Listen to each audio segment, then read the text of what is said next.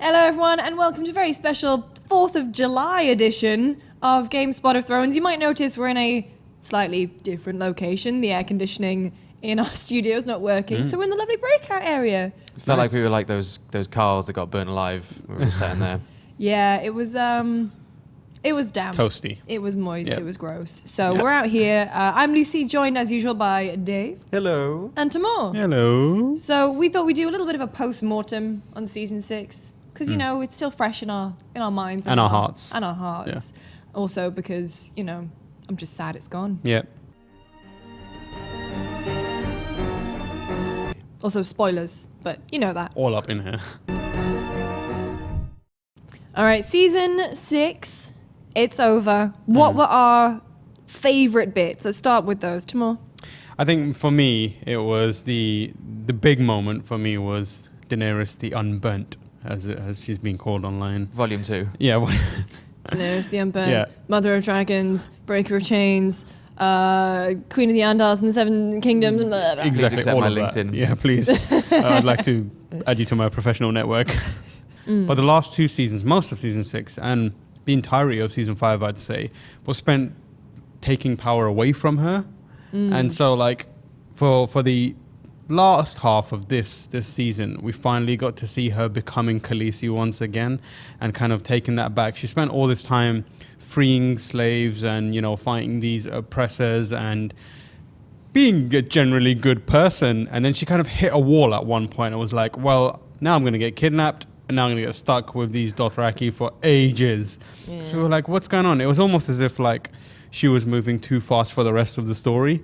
Like everyone else needed to get to a point where, you know, they were good for her to come over and be like, all right, guys, I'm going to sort this stuff out now. But she went a bit too fast. So they kind of had to just leave her in a kidnapped position for a little while. But she took care of business. She took out the, you know, Dothraki, got her dragons back on side, and now is ready to roll again. It's that powerful feeling, like everyone online is like, yes, Khaleesi is back. Because in the book, when like Daenerys' interim bit just goes on forever. Yeah. She's just sat in Marine, the whole marriage stuff, the bloody fighting pits. Yeah. So I'm really glad she got somewhere this Yeah, season. she's earned her title of Khaleesi back again. Finally.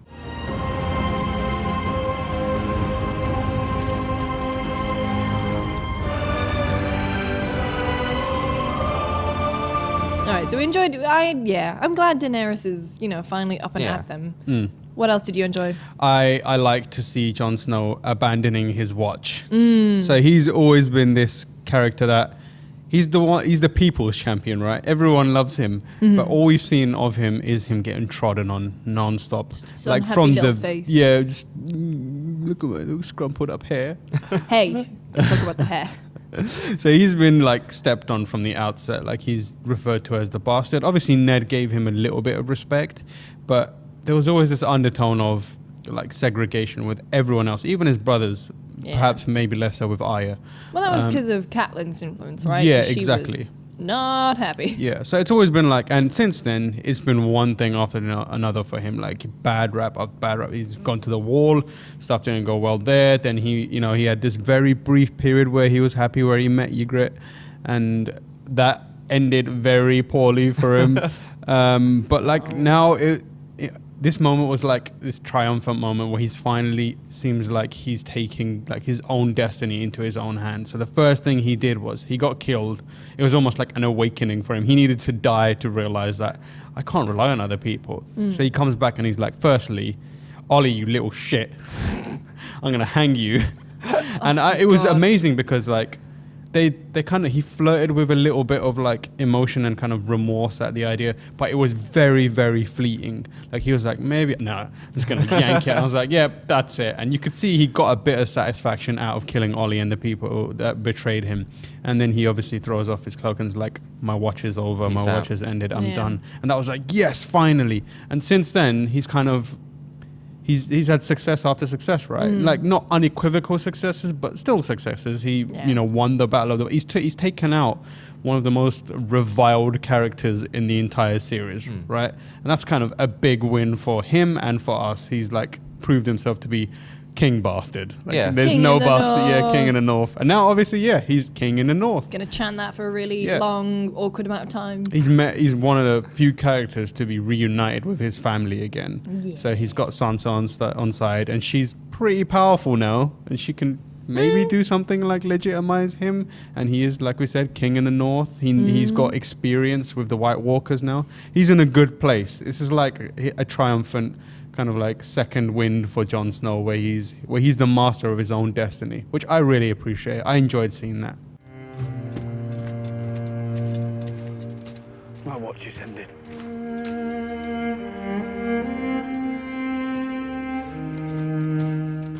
So my final moment is we got to see how the White Walkers were created. I'm a big fan of lore, Origin stories. origin stories.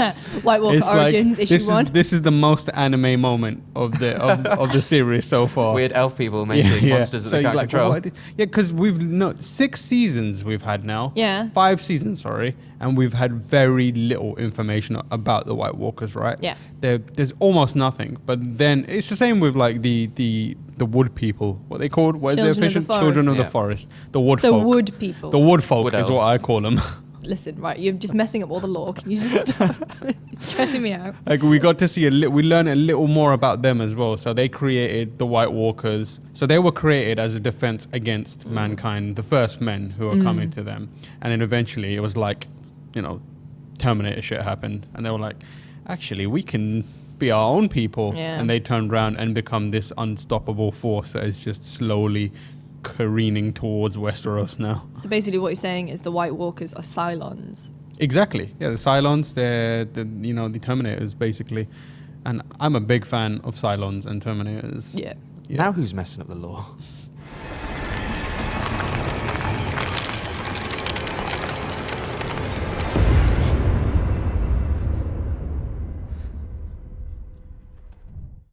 All right, Dave, what about you? My favourite moment was probably one of the more morbid ones. It was the death of Ramsay himself. Ramsay. Ramsay Lamau. That was a death like I think we've all been waiting for a number of seasons now. Yeah. I'm Like- kind of sad he's gone, you know. Well, who are we going to direct our hate towards now? Like, he was really the hate magnet. Who are we going to direct our attraction towards? You got a weird taste in, like, Game of Thrones characters. He's hot. Also a mega raper and like kidnapper Murderer and just killer. Everything wrong about a Listen, person James. ever. We need to have a talk later on. Right, we'll have an intervention later. Yeah. Once we've All recorded right. to this, like, we'll go and talk about Yeah. that big problem. But his death, the beautiful irony of this monster being killed by his own hounds was Yeah. amazing. Like, Because there was no CGI budget left for Ghost. so it had to be his own hands. Yeah. Well, I was talking to you before, and I thought that there's kind of a horrific symmetry to it. So the first time we see him truly become, like, when he becomes the Lord of Winterfell, it's when he stabs his father and kills his father. Everyone knows that that Roose Bolton got poisoned, okay? Poisoned. The So that's- dog's poisoned him. The knife poison. Poisoned with the blade. Oh, I've died of bleeding poison. I've got too much steel in me. There's just a suspicious looking dog in the background like, Hey.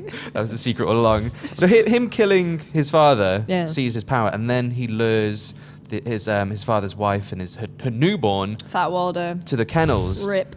And then sets his dogs on like a newly born child. Literally rip. Yeah, and literally Blech. destroyed a poor woman and her newborn. And then we see Sansa, and if the theories are to be believed, she is also with child. Sansa's So preg. it's Ramsay setting dogs on a mother and child, and it ends with the mother and child setting the dogs on him. Beautiful. it's also kind of Also like, horrific. Yeah. there's a satisfaction in, like, obviously Bastard Bowl happened, but he's always been the kind of like, I'm the best bastard. Like, look how successful I am. And then Jon Snow comes back and is like, actually, I think you'll find you halfway. I'm You'll number one find. bastard. So it's like, you get a satisfaction of seeing these two bastards face off, and the better of them, the more morally uncorruptible of them, come out on top, which I appreciate. Because that really felt like a good and evil fight.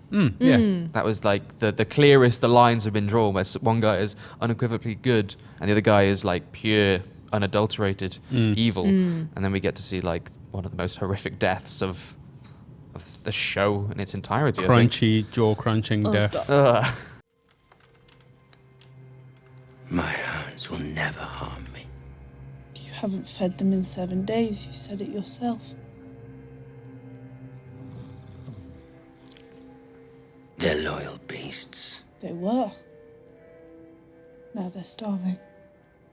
Also, Jon Snow punched him a whole bunch of times, and Did it you was count? it was 21 or 21? 22, something like that. And each punch was like for us. That Yeah. wasn't for It's a like any. vengeful There was punch. no cinematography purpose behind it. It was just for you guys. Just watch this guy get punched over and over again. Well, And we're speaking like, of that yes. punch, there's the intro to that leads me on to my second favorite moment, which is the introduction of Lyanna Mormont. What an excellent segue. The tiny was- bear lord lady of the Bear Island. Like, we are a big fan of sass, Yep. and we're a big fan of badass characters, Yep. and she is both, and like a third of our age. Yeah. Oh, she's so Like, if I could have been like that when I was a kid, never been bullied at all. like. Just start setting my 40-something men on everyone. Was it no like 60, 62?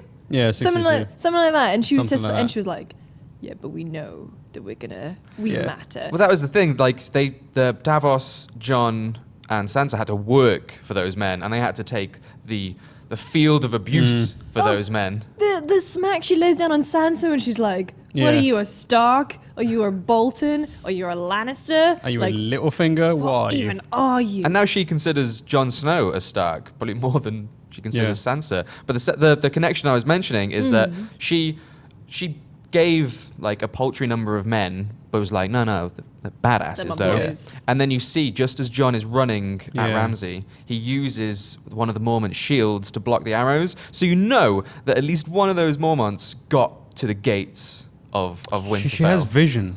She's got confidence, like already, and she's like what 10 years old. I was Yeah. like, and trust me. she turned the opinions of like all the lords Yeah. of the North By just- shaming them. Yeah, putting the smack down on Lord Glover, Yeah. like, listen, you punk, I love you that. coward. I love that she was on the battlefield as well. Yeah. She was, Yeah. like just making sure everything was It's in cool, order. yeah, I wonder where she was like during the whole crunching scene, because she surely wasn't in that. She was like hiding in the trees, like She's just on a damn. hill, The like, Vanguard. Jesus, what are you guys doing over there? She's pretending to be one of the guys, Littlefinger, just charge in. Yeah, Knights of the Vale. I'm with you. But House Mormont remembers. The North remembers. We know no king, but the king in the North whose name is Stark. I don't care if he's a bastard. Ned Stark's blood runs through his veins. He's my king, from this day until his last day. And then I don't think we can mention things we loved without the love that we all want to happen. Giants Bay. Oh my Giants Bay. god. The moment that those two met eyes and Tormund's eyes just dropped, it felt like the moment. His eyebrow game. It felt like the moment in the mask where his jaw drops Yeah. and his eyes pop out of his head, but like in a Game of Thrones sense. And then over like the course of episodes, we just see him like sneaking looks and It wasn't even just sneaking looks. He'd be like raising his eyebrows, like, then like seductively eating a chicken leg. Ugh. That's it. Like he never spoke to her, did he? He just sort of. Barely. he kind of breathed in her direction a few times from across the table, like, Eating another chicken leg. We know how much the community loves this little relationship and how much they want it to happen. You just only Yeah. have to look at the number of memes and photoshops of the two Yeah. together, Yeah. and you know, like I hope this. I think it's really loved because it was so unexpected. Because they've spent all this time building up Tormund as this this fearsome warrior. That what did he like kill a bear or something? No, fucked a bear. He fucked a bear. He did something bad to a bear, and like he's like this he's the most wildling there is, right? He's got a giant beard. Peak wildling. He's peak wildling, covered in furs, carries a massive weapon, and he's all like rough and rugged. And then sees like this lady and is like, "Hey, how's it girl." going?" He becomes like a little teenager. And in a universe where people are lusting after like characters like Melisandre and all the lovely ladies of Well, that's why King's it's so Landing, nice. Yeah. and then Tormund's like, And there's like a Great-looking charming woman. innocence to the way they do it, right? You get different types of approaching like love interest in this series. You get like Littlefinger, who's like mega creepy about it. And yet, get- I'm still attracted to Yeah. him. Littlefinger and Ramsay. What's something wrong Can't with you? help it, right? He's just something I know alluring about some him. people like a bad boy, but I think you're taking it too Yeah, far. it's not weird like Ben Linus was also my favorite character on Lost. I'm sensing a weird theme. old people. The conniving ones. So like you have those ones, and you have people who are like aggressive, like weird, rapey, and then like you get people like Khal Drogo, who's just like subjugation. But his one's like a really innocent, like Just like almost like her. childlike, like schoolboy style flirting. Like, He's going to "Hey." start pulling her pigtails Yeah. because he doesn't know how to flirt He's gonna be properly. throwing a tennis ball at her and stuff. I like you. Runs away. Yeah, get his mate to go over and be like, "Can you Pass her get a over note. here?" Scroll Get in class. one. Yeah. Oh, well. Oh, no. Oh too no, soon. why have you done this? Now we're all sad. My highlight was probably Cersei's slow but certain descent into full-on Mad Queen, especially because it got seeded throughout pretty much the whole season. Because the end of season 5, Cersei's obviously, she's downbeat, she's just done a naked walk and she's feeling pretty sorry for herself. But then, like throughout the whole season, you get to see like when she has those conversations with Qyburn, like the whispered conversations about the rumors. And then not just a great Fleetwood Mac album, but the rumors with Qyburn, and then she's got Qyburn getting all the little kids, Little little birds. sparrow, Little little birds.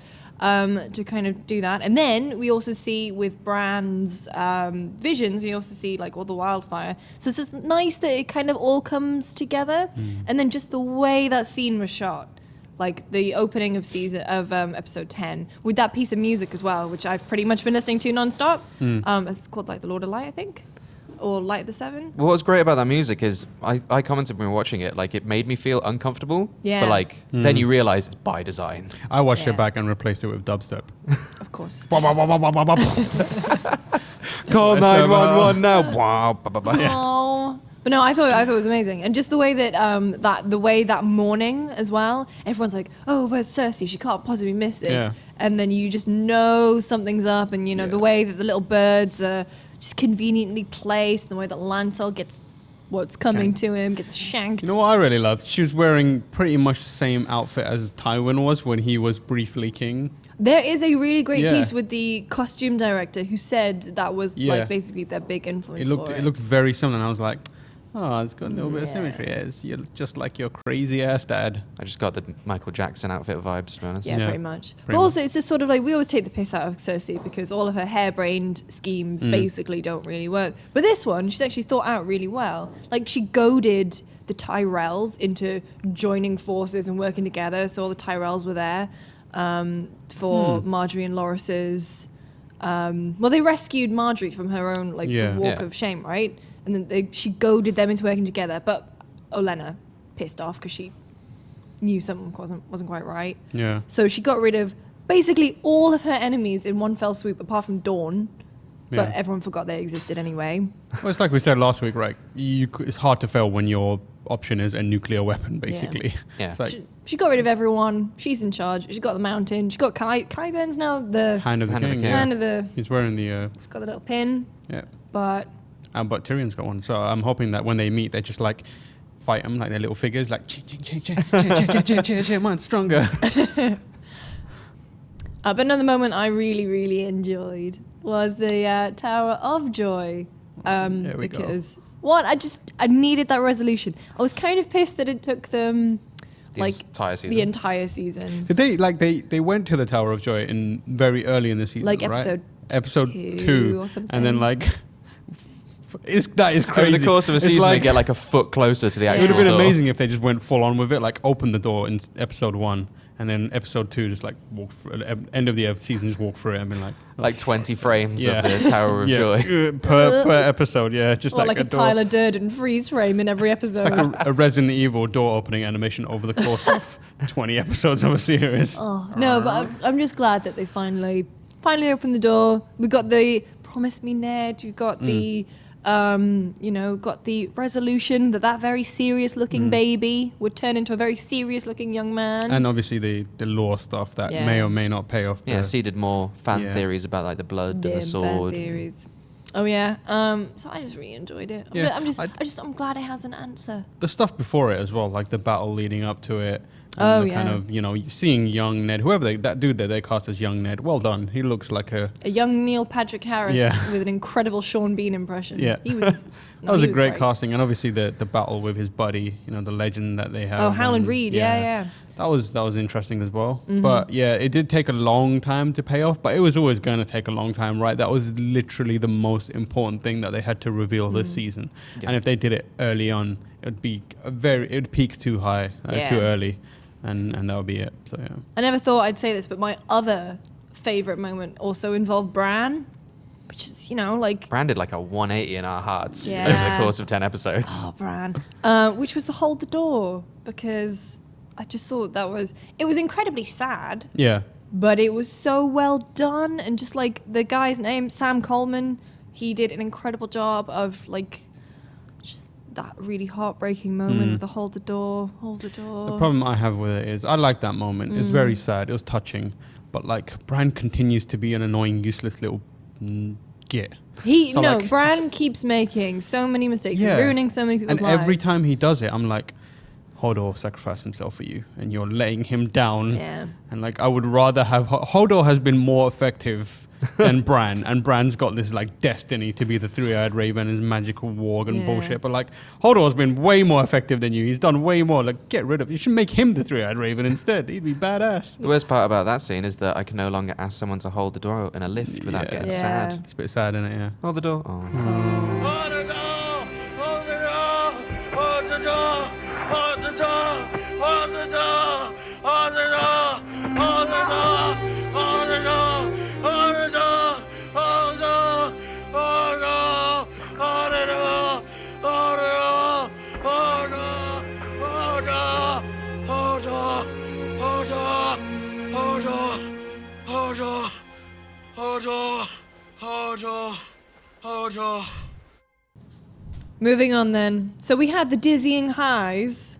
Crushing lows Now coming it's up. time for Tedious them lows. tedious, bit kind of fillery lows. Tam, which was your least favorite bits? So my main, I hated. So I've ranked these on hated, disliked, and just, no, I don't Barely really care. tolerated. Barely tolerated. Hated. Yeah. Dawn. Everything in Dawn. Sand snakes.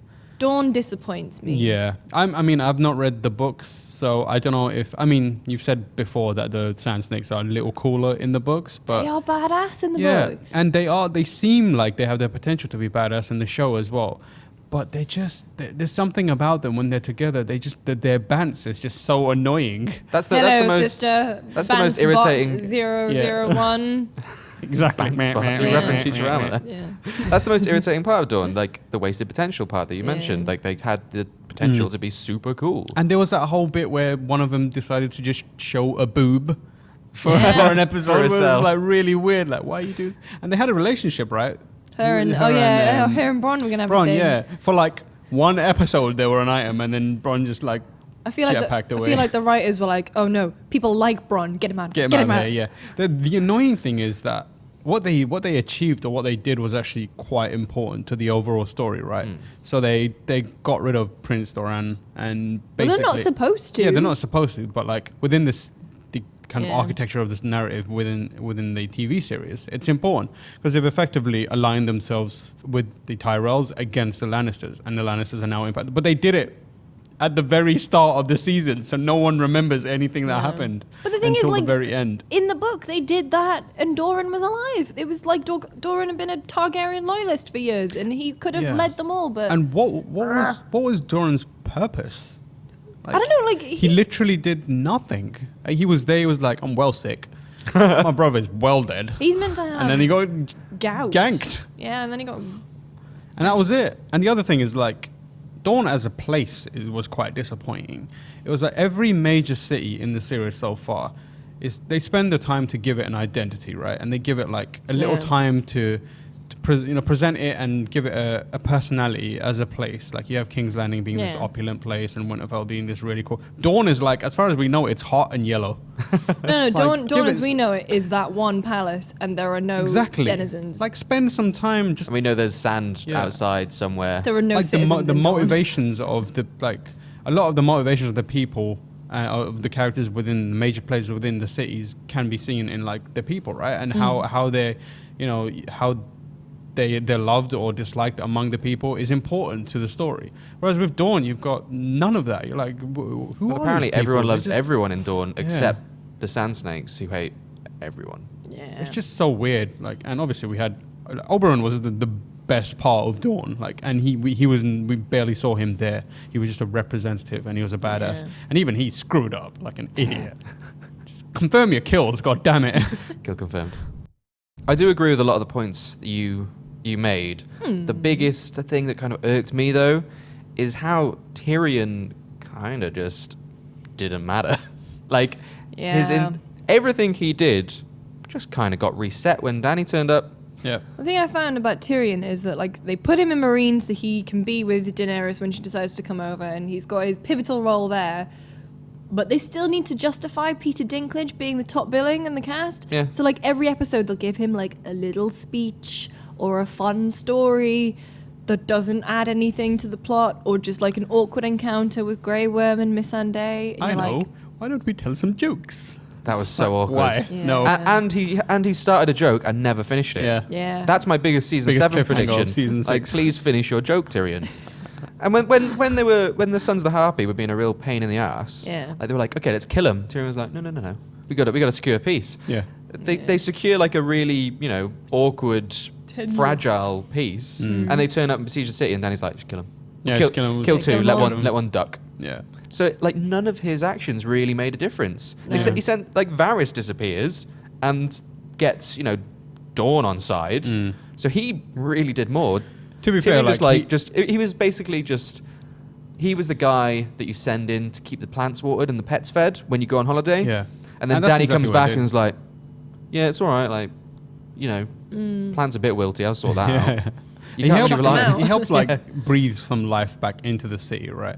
That's the one lasting impression that he left Yeah. of his presence there. So like he got, because by the end of the season, like the markets were bustling again and people were out and You about. got the red priests and priestesses. Yeah, on That was side. another thing that actually annoyed me because we expected, or at least I expected, the Red Priestess to be a big plot point because she was given time in the entire season 6 trailer. We were like, oh, cool, second Red Woman. And then she was like, yeah, I'll talk about Dany, and then leaves. And then we never see anything again. Yeah. We just see Yeah. people being like, Dany is spot on, mate. Yeah. You Good, should- you got them dragons. Put up some flags, sell your eggplants and vegetables.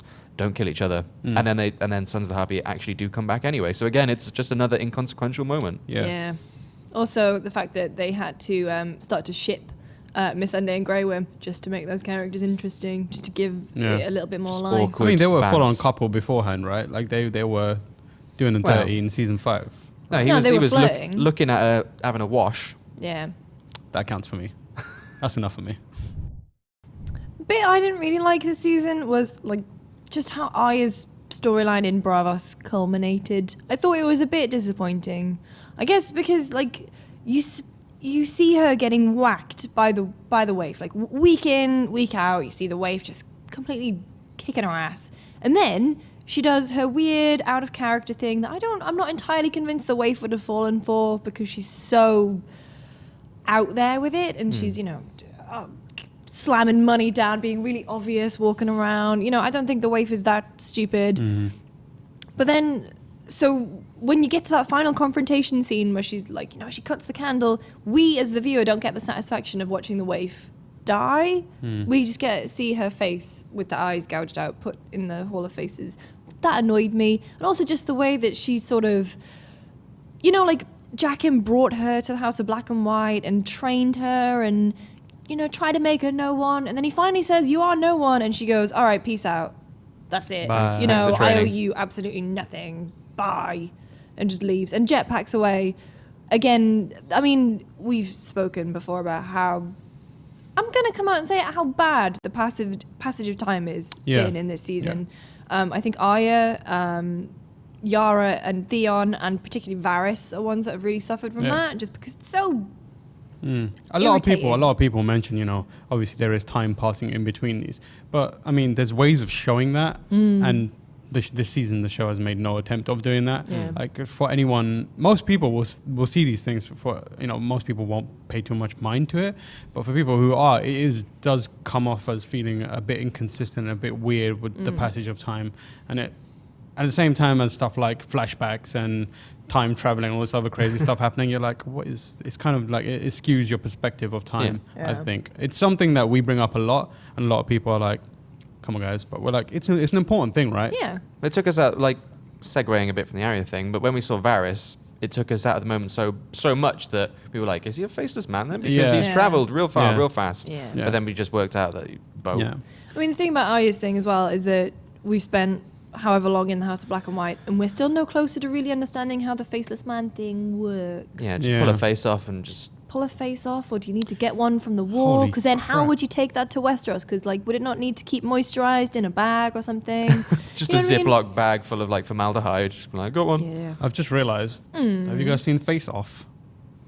What if he was? John Don't- Travolta is a faceless man. Don't It's not do a Nicolas this. Cage Oh my movie. god, I have to go, guys.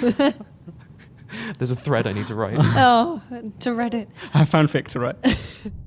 Well, it's been a good 10 weeks we've been prattling on about Game of Thrones. So sadly, GameSpot of Thrones, there won't be any weekly episodes anymore because what are we going to talk about, you know? But every I'm sure time... you'd find something. To be honest, I will just talk about my Littlefinger fanfic or something. But until season 7 starts, you know, if there's ever any whisper of news, if George decides to release the book, which he might not do, to be Probably honest. not, no. Probably doesn't Too need busy to. rolling around in money. Yeah. TV money. Or if the, you know, new trailers, special editions of the Blu-rays as well, some interesting behind-the-scenes tidbits. We will be there, we'll be jumping on it. But thank you so much for joining us all this time and listening to us prattle on. It's been a real fun show to do. Yeah. So in the meantime, you can find us all on Twitter. I'm at TomorH. I'm at Irregular Dave. And I'm Elise James Games. Thank you for watching, and we will see you next time.